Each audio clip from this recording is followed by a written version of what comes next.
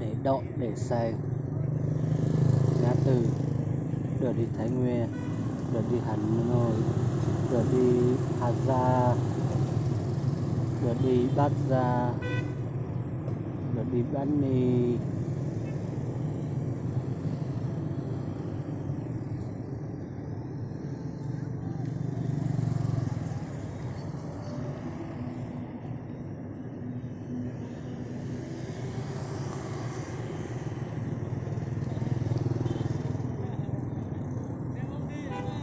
Hả? Anh đi Hà Gia. Bao nhiêu tiền đấy đi xe ô? Từ đây đi Hà Gia bao nhiêu tiền đấy?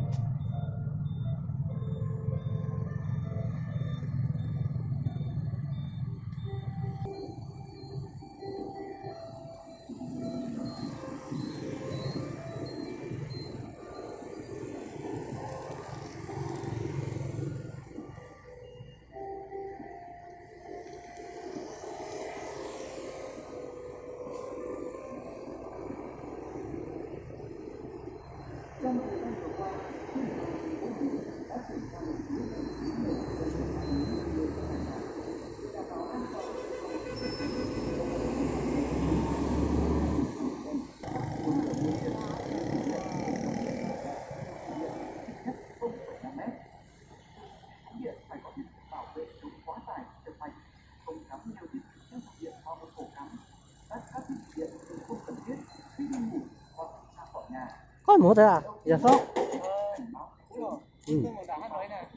Nó tiếc hơn rồi đấy. Một lát. Cứ lịch xong mà lo.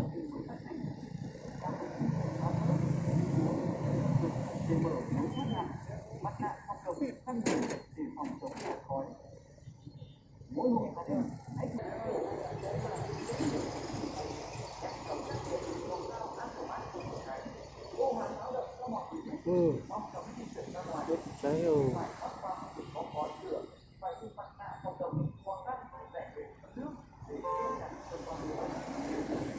Đây là mà cho mình sẽ tổ xíu nếu nó tổ máu vị thay máu vị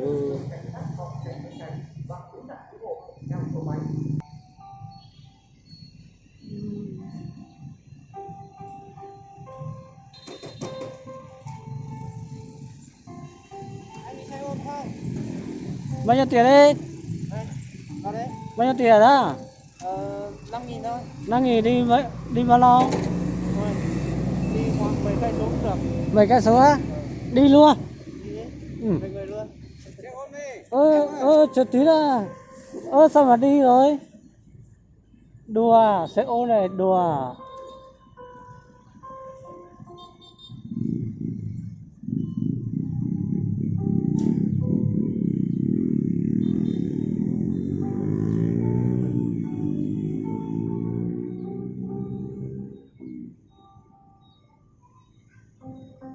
Bây giờ là xe bắt đầu chạy. Mùa này là họ cho xe chạy rồi. Thì xe đông, như mấy ngày trước thì không có xe nữa.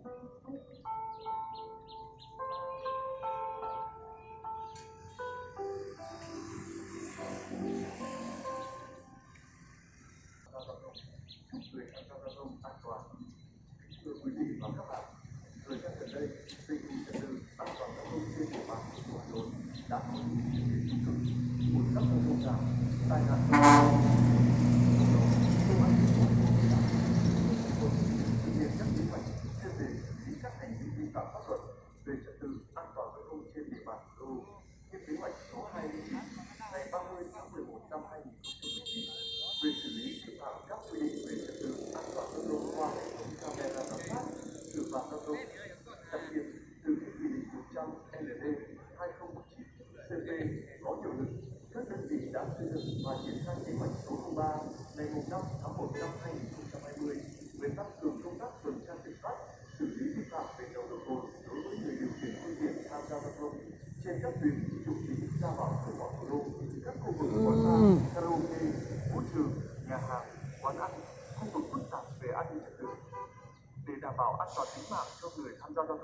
hạn chế đến mức thấp nhất ùn tắc giao thông và không có những vụ tai nạn giao thông đáng tiếc. Cái đồ cho nó bây la chẳng gai nó bây giờ lai ra cho cái là nó chở xài cho mà la nghỉ hè á, đây mọi người ta bảo là nghỉ hè, lắc nghỉ hè.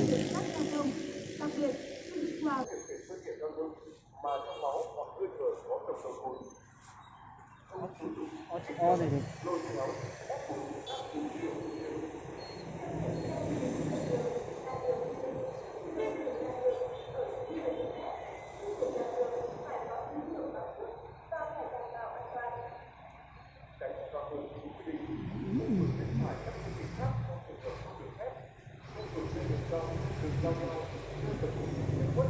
Lọt cả.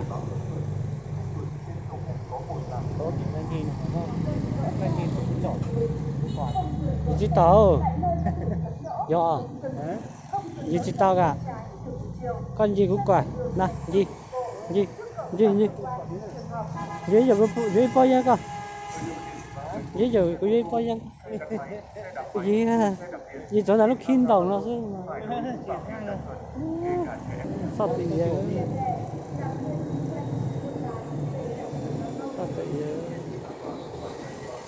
nó để tọt nó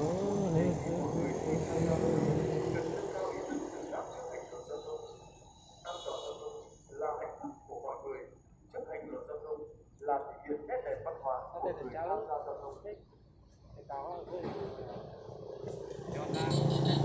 Chắc được à?